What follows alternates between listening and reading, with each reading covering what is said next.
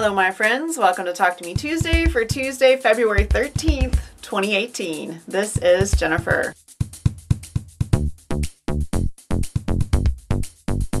So I'm back again this week. I'm sorry I missed last week. It was just unavoidable and it's very rare for me to miss altogether, but there you go. Sometimes it happens. Life does what life does. So I am back and we have reached nudge 10 of 14 for Rainbow Cascade. You may notice that Rainbow Cascade looks a little bit different on my wall today. I have removed the last two rows on this side. I actually took the whole thing down to work on another project. So when I put it back, I only put this row here through row 5, so 1 through 5, and then row 6 and 7, I took those down because I have all the blocks I need for those columns, and I am gonna piece those before I put them back on the wall. I do have my nudge 10 blocks ready to go. I actually have nudge 10 plus 1. These are my orange blocks, which will go from here to here. These will maybe wait until next week. I don't know. This week is crazy, and I'm going to be out of town Monday through Friday next week, so I will not have access to a sewing machine. So I have no idea what's gonna happen with my next few blocks. I'm hoping to get at least a little bit of piecing done this week. My next big plan after I finish Rainbow Cascade is to rearrange my sewing room, and I'm doing a complete rearrange. Everything is moving. I've got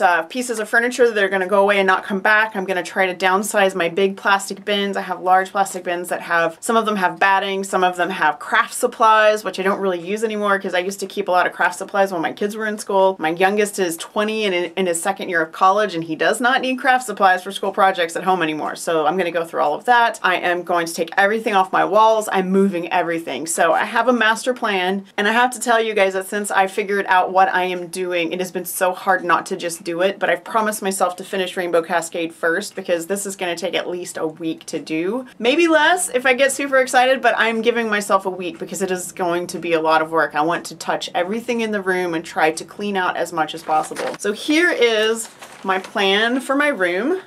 This wall is the wall behind me. So this is the wall and this is the door. And then here's my ironing board. Those are the only things not changing. So this wall and the ironing board are staying.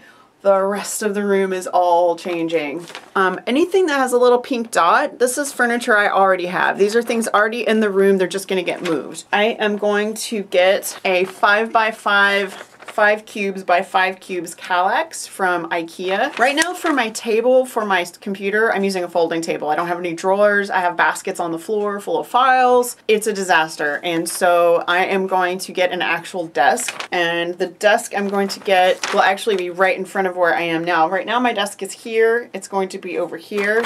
And I am going to get a Mickey. I'm assuming that's how you say it. It's a Mickey. It's from IKEA as well. And then it has a hutch on it so that it has like little shelves. It has a hutch, places for me to put desk things, which is the goal. So in the process, I would be getting rid of 2 bookcases. I have a small desk that belonged to me. I've had it since I was 10 years old. I had it, and then my sister had it, and then my son used it. That is going to go next to my quilt frame in the garage, and I'm going to put all of my quilt frame stuff in it. So like my quilting thread and the parts for my Juki and my canned air and all that kind of stuff is going to go down there. So that way I can keep that, and then I have a plastic shelf down there that's going to go away as well. So I have a lot of furniture going away, and hopefully a lot of bins because I'm overrun with plastic bins. Anyway, when I finally do this, I promise to give you guys a full tour. I'm going to try to do a before and after so you can see the utter disaster that my sewing room is right now. It's 3/4 sewing room and office. I do all of my designing in here. I do all of our family paperwork in here. It's really crammed. There's a lot of stuff in here, and that is what I'm trying to get away from. Also, my daughter wants to sew. She wants to make a quilt, and she has her own sewing machine, but she hasn't had anywhere to keep it since she moved home in May.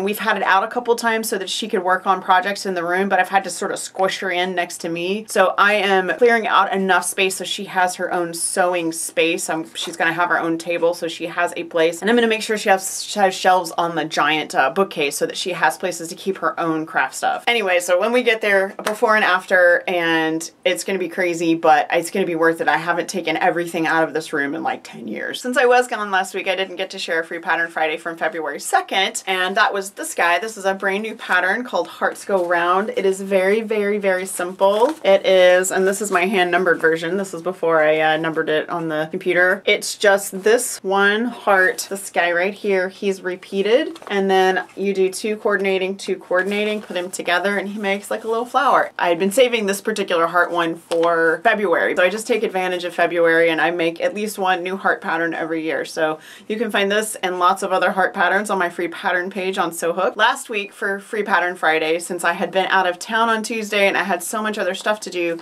I pulled out a pattern that I had been meaning to enlarge. So this is a pattern that is actually a little bit difficult to make when it's small because it has very small pieces, but as a large pattern it's not hard at all. And this is Simple Book. This is the first book pattern I ever designed long before the Project of Doom, and the only reason it's a little bit hard is because of this little guy right here. It's not a lot of pieces. It doesn't take very long to make. It's a little curly from just the humidity in the air and the paper still being on there. It's just a very easy book, and years ago people would use this for their label on their Harry Potter quilts, and they would put names of quilts, names and dates and their names, and it made a really great quilt label.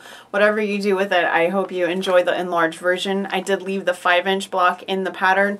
This is the 10-inch version, and this will go in my Free Pattern Friday quilt that I am accumulating blocks for 2018. I mentioned earlier that I have a crazy week ahead. I have Linus on Saturday, and I am doing a presentation on Saturday at Linus for blanket sizes and the materials we use to make them and that kind of thing. And it's really just a refresher for our volunteers and a sort of informational for our new peoples. I've got to get that ready to go. I had planned to do that last week. Last week was crazy and it went to my family, and so this week is going to be Linus and trying to get this taken care of. If at all humanly possible, I'm quilting a Linus quilt this week because I do have a quilt the perfect size for my presentation, so I'm hoping to get it quilted and done. Otherwise it will be a quilt top during the presentation, but let's hope that it's going to be a quilt. I did mention I'll be on vacation next week. If I can, I will share a video on Tuesday. I can't make any promises. I'm going out of town with my husband and 2 of our friends, and we will see. I'll be gone Monday through Friday, so anything that I can post ahead of time, get scheduled to post ahead of time, I will do that, but I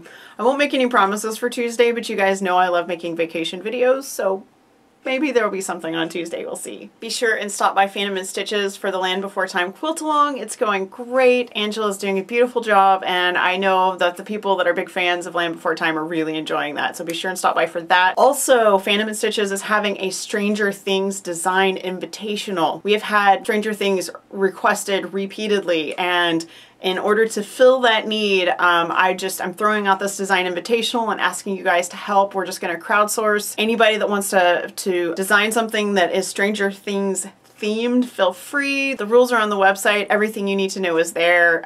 So you guys check that out. And if you are a fan of Stranger Things and you like to dabble in quilt design and want to share something with the Phantom and Stitches community, now is your chance. Last but not least, I want to thank all of my Patreon patrons. I have some new patrons this month, so thank you very much. If you are a $5 or above patron, look for your name in the credits of today's video. And I'm hoping to have a new paid pattern come out pretty soon for the SewHooked Pattern Club, but if I do not, I had a record number of new free patterns come out that were not quilt along related in January. I had a new pattern every Friday in January and the first Friday in February, and I am delighted to be able to share that many free patterns with you guys. So that is going to be it. You have a wonderful week. You have a crafty week. I look forward to seeing your video, and I want to welcome our new Talk to Me Tuesdayers.